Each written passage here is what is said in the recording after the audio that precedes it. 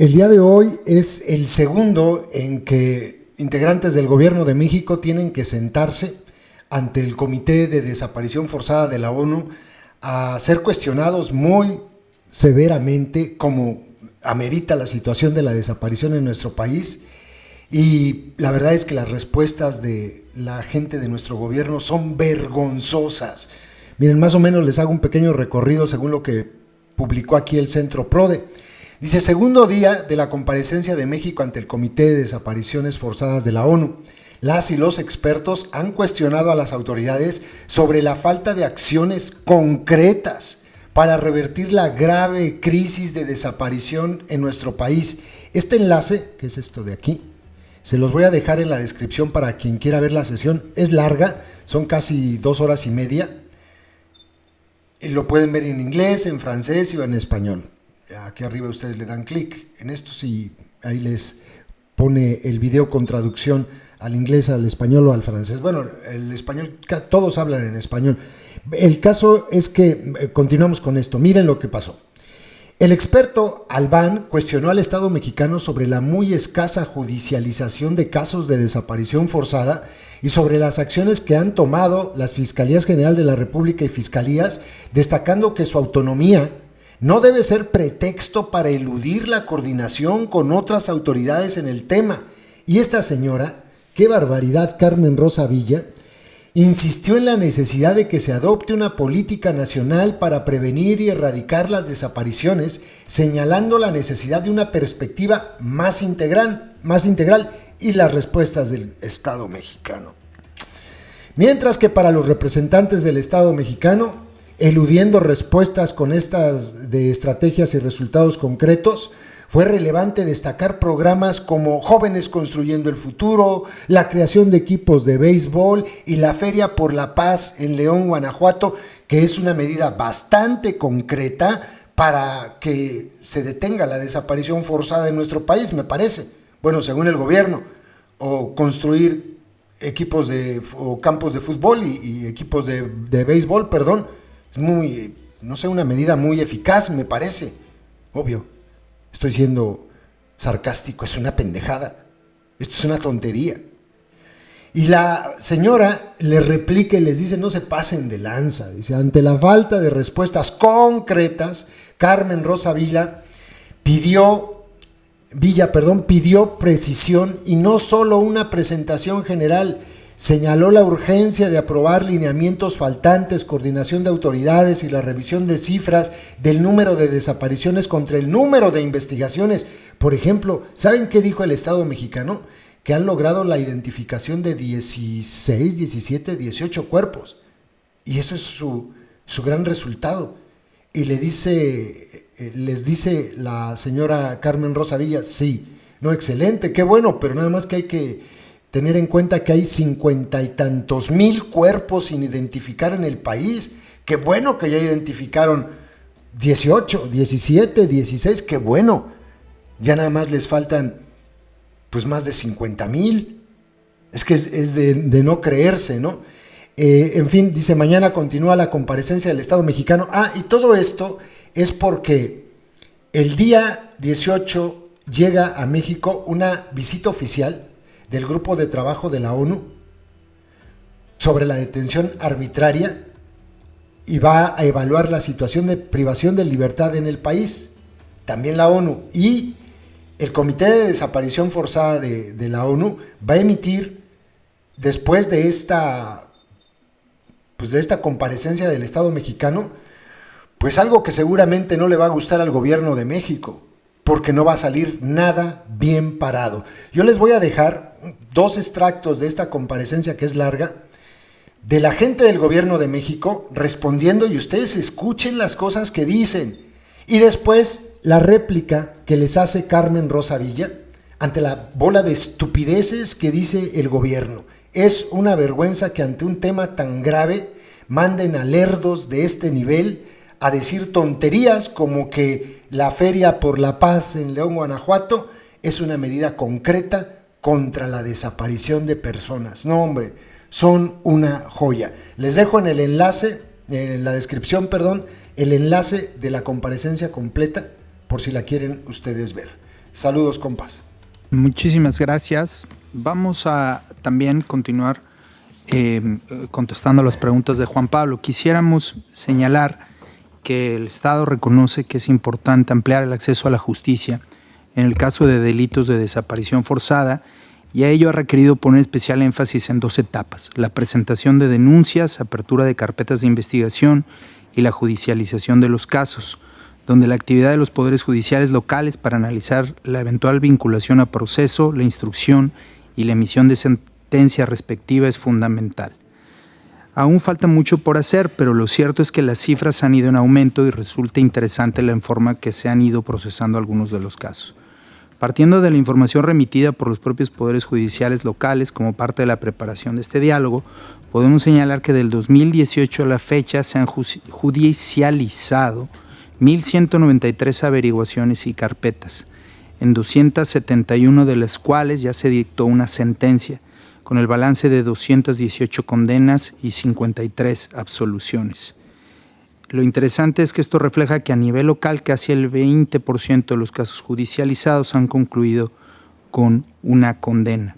Considerando que la Ley General es de 2017, y ya nos explicaban los colegas de la Secretaría de Gobernación cómo se han ido consolidando también los avances que hay en torno al reglamento, y que, como ya explicamos ayer, ahora se cuentan con fiscalías especializadas o unidades en todos los estados de la República, y que existen criterios judiciales adicionales en la materia. Esperamos que estos porcentajes sigan aumentando paulatinamente, y para profundizar en esto le voy a dar la palabra al Consejo de la Judicatura, que va a presentar también información complementaria. Arturo, por favor.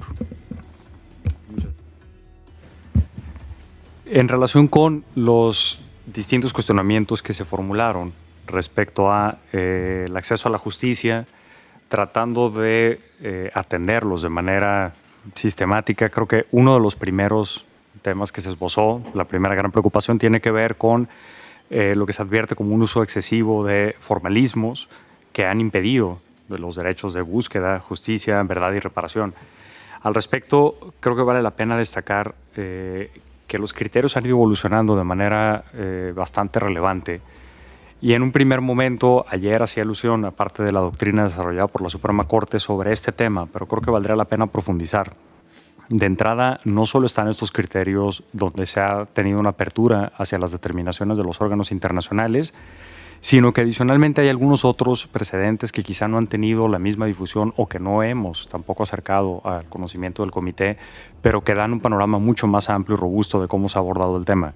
De entrada destaco, por ejemplo, una acción de inconstitucionalidad 109-2015, en el cual se declaró la inconstitucionalidad de las modificaciones legislativas a nivel local respecto del tipo penal y la imposición de sanciones frente a lo que establecía la Ley General en materia de desaparición forzada. De esta manera se ha evitado que se pongan requisitos adicionales o estándares diferenciados. Adicionalmente, en uno de los asuntos que comentaba ayer, que era el amparo en revisión 51-2020, se han adoptado medidas interesantes como hacer un estándar diferenciado de prueba, de modo que desde un principio la admisión y el otorgamiento de la suspensión no queden condicionados a trámites como el registro de la persona como víctima. Se ha eliminado también la exigencia de la ratificación porque existía una discrepancia en la interpretación de la ley, de modo que no se exige la ratificación para continuar con el procedimiento. Se ha reconocido como autónomo el derecho a la verdad y adicionalmente se ha fortalecido el acceso a los expedientes y carpetas de investigación. En este sentido, a ese asunto hay que agregar otros 3 amparos en revisión. Hay un amparo en revisión 934, hay otro 911, que han abierto información sobre el periodo de guerra sucia al que hacía referencia el relator Albán como parte de ese periodo en el que había habido complicaciones para acceder a los expedientes.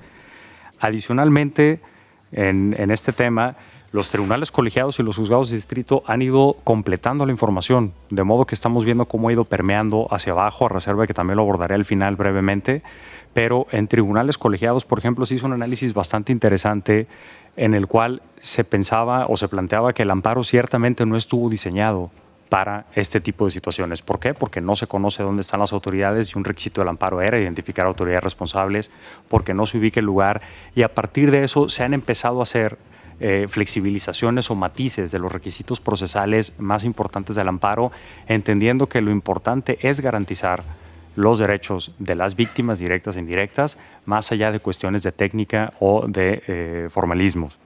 En ese mismo sentido, en una acción de inconstitucionalidad reciente, 79-2019, se determinó, por ejemplo, que todas las referencias que se hacían al Registro Nacional de Detenciones cuando todavía no existía debían entenderse a registros administrativos de detenciones o a instrumentos similares en aras de que esto no quedara como en una suerte de vacío. O sea, se han buscado interpretaciones que lo que hagan es armonizar y buscar darle efectividad.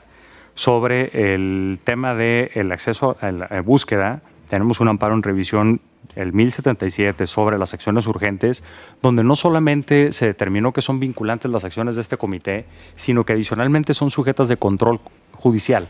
Y esto es fundamental, porque se asumen como decisiones internas.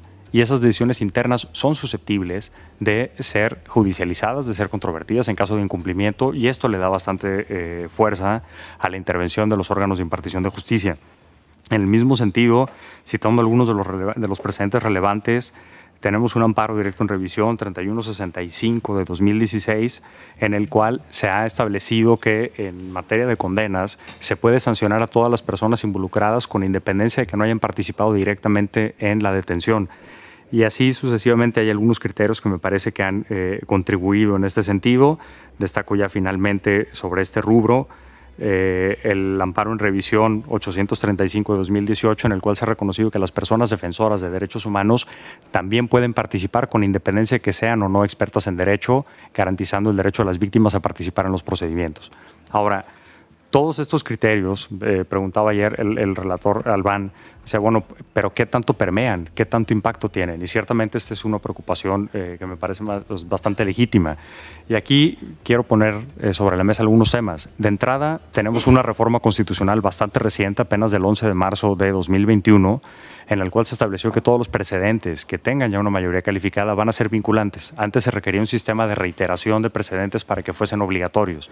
Se requerían 5 casos. A partir de ahora, con un solo precedente por parte de la Suprema Corte, esto tiene que permear de manera vinculante. Esto nos ha llevado a un proceso de cambio a nivel institucional, entendiendo la promoción de derechos humanos en un sentido mucho más robusto. Y aquí hemos tenido desde cursos hasta nuevos espacios de diálogo, además de instrumentos relevantes.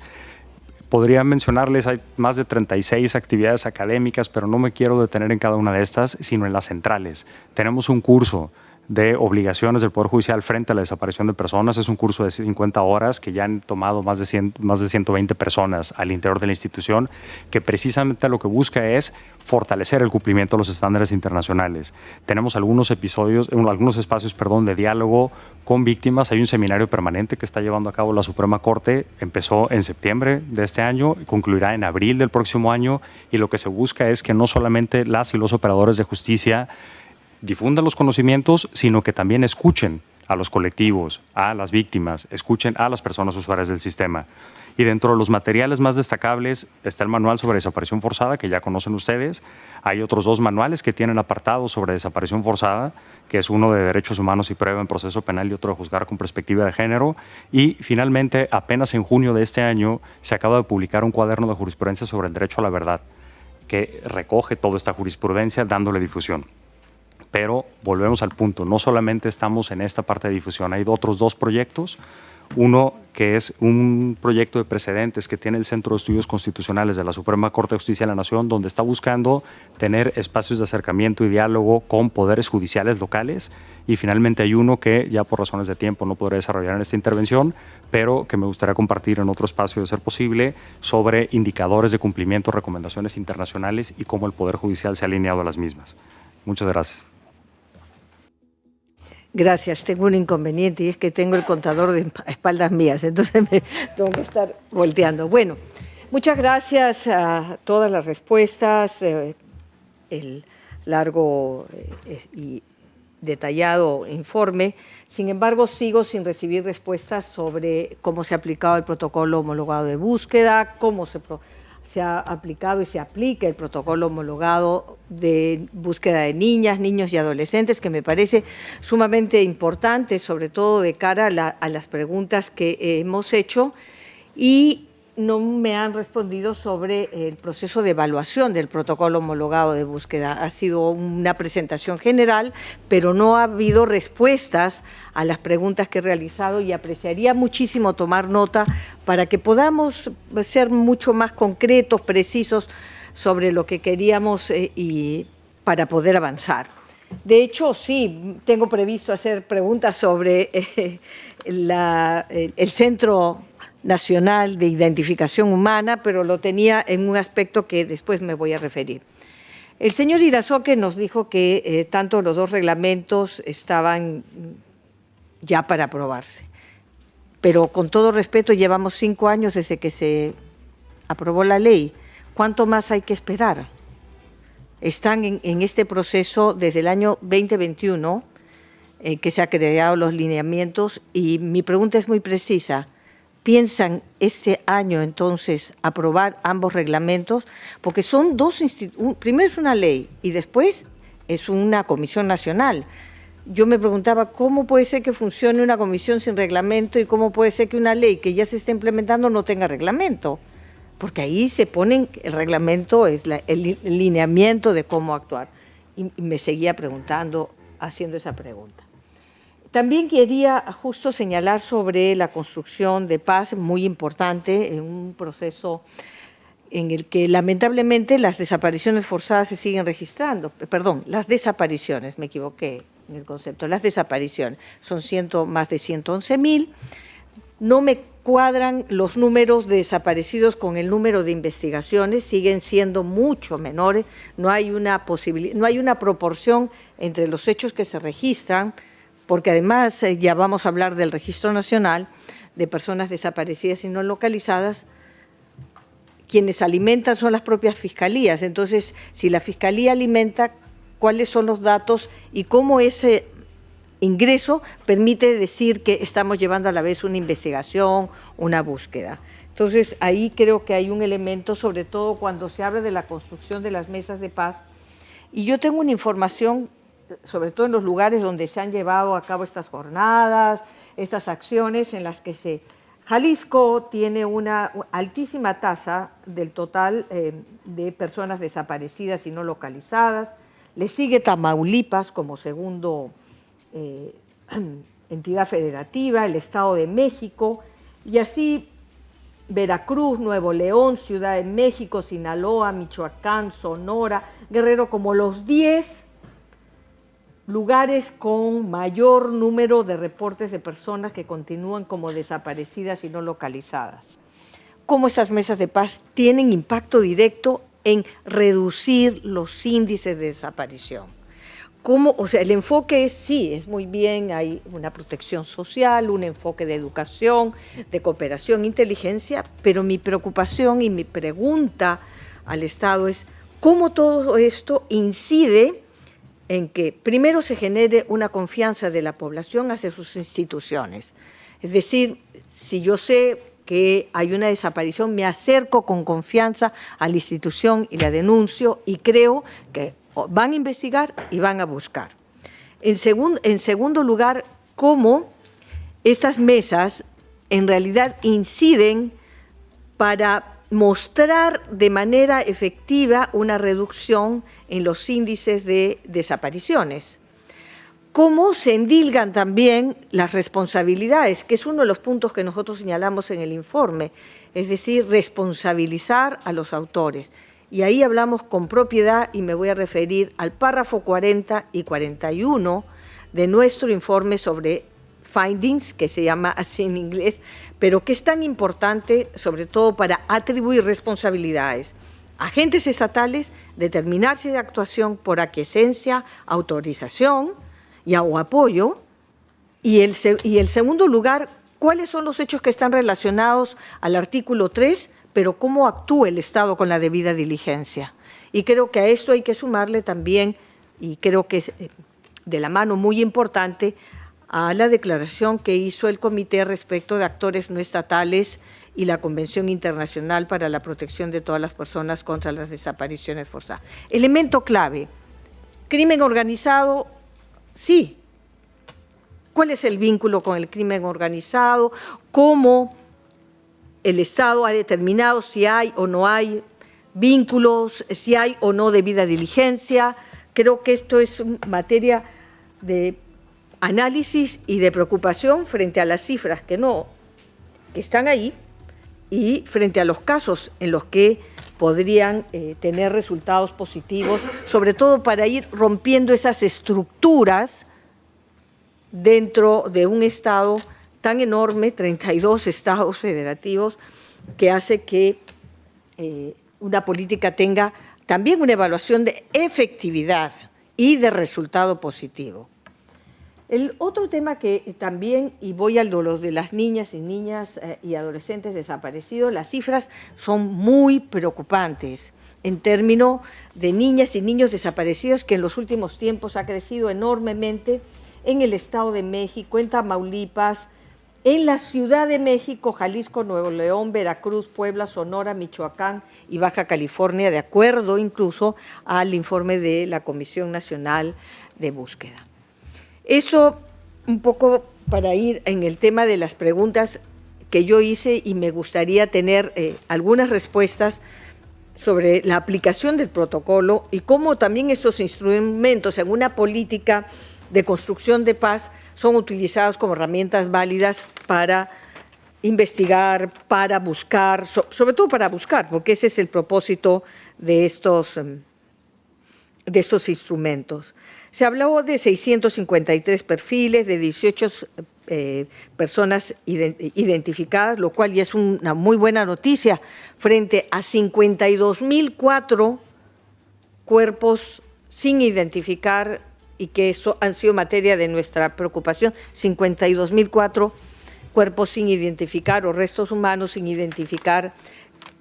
¿Cuál ha sido el vínculo? Es decir, algunos de estos 52.004 son o están relacionados con estas 18 personas o 18 perfiles identificados. Creo que sería materia de respuesta en este sentido. Quisiera abarcar una pregunta más, y es sobre el análisis del contexto. Ya lo había referido mi colega Juan Pablo, pero queríamos saber sobre todo en cuántas fiscalías se han creado unidades de análisis de contexto, en cuántas fiscalías. ¿Cuántos análisis de contexto se han realizado en este momento en la Fiscalía a la fecha? ¿Y cómo estos han contribuido, estos análisis de contexto, a la búsqueda y a la investigación de las desapariciones? Sabemos que a partir del artículo 45 de la Ley Orgánica de la Fiscalía General de la República se señala como obligatoria la realización de los análisis de contexto. Y ahí tengo, si me alcanza en un minuto, 5 preguntas. Sírvanse, por favor, informar si además de la Comisión Nacional de Búsqueda, de las comisiones locales de búsqueda, se han establecido áreas de análisis de contexto y, si fuera así, ¿cuántas de ellas se han elaborado hasta la fecha? Segundo, el comité quisiera saber qué medidas ha tomado el Estado para que sistemáticamente y de manera efectiva se aplique el análisis de contexto, tanto en los procesos de búsqueda, y ya lo preguntó Juan Pablo, como en los procesos de investigación. Y ya habíamos hablado también del enfoque diferenciado. Y si los análisis realizados por la Comisión Nacional de Búsqueda, que a la fecha son 12, los que ha hecho la Comisión Nacional de Búsqueda, han sido debidamente utilizados por la Fiscalía Especializada. Creo que es una respuesta que le correspondería a la Fiscalía, y se han contribuido sobre todo a la determinación de responsabilidad de la cadena de mando, a diseñar estrategias de procesamiento a nivel global y cómo estos han sido tomados en cuenta por las autoridades judiciales.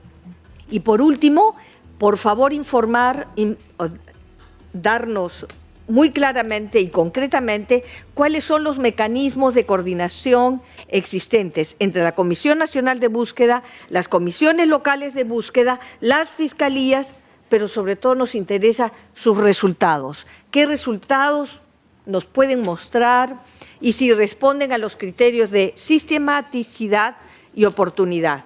Son recomendaciones del párrafo 16 y 17. Muchas gracias. YouTube nos hace clasificar los videos que subimos para que puedan ser publicados. En esa clasificación nos indica que los videos relacionados con el crimen organizado no se van a mostrar en sugeridos y no enviarán notificaciones cuando sean publicados. Por eso, para poder verlos tienes que ingresar al canal y buscarlos. Todos los días subimos videos con esos contenidos. No olvides que ya abrimos un nuevo canal, Personajes México 2, ve a él dando clic en la pantalla final de este video donde dice, mensaje importante, y suscríbete.